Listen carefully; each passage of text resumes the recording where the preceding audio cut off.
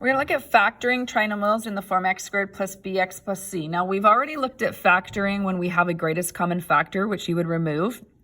These particular questions that I'm going to work on right now do not have a greatest common factor, but I just want to remind you that that rule would still be true. You would always look for greatest common factor first, okay? So I don't need to know that quite yet, but we will eventually combine all of these.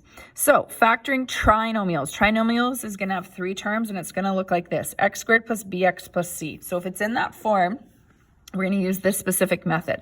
So I'm going to put a big star even beside this.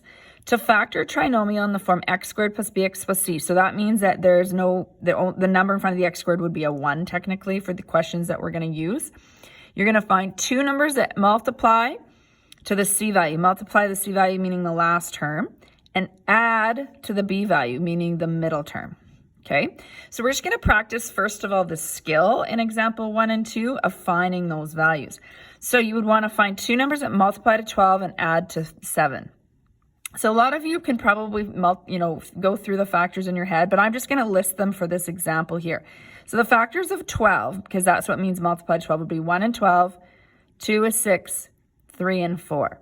So out of those pairs, which pair adds to 7? Well, it is the 3 and 4. So this would be 3 and 4. All right. I'd like you to try B on your own. So pause the video and read B and see if you can do that. So just pause this exact same video.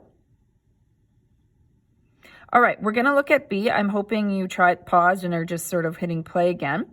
Find two numbers that multiply to 36 and add to 13. Okay, so again, you can list all of the numbers that you wish. What is going to add to 13? So again, maybe I have more room over here. You have 1 times 36. That's not going to work. 2 times 18 doesn't work. 4 times 9. Hey, you found it there. So 4 and 9 add to 13, and at the same time multiply to 36.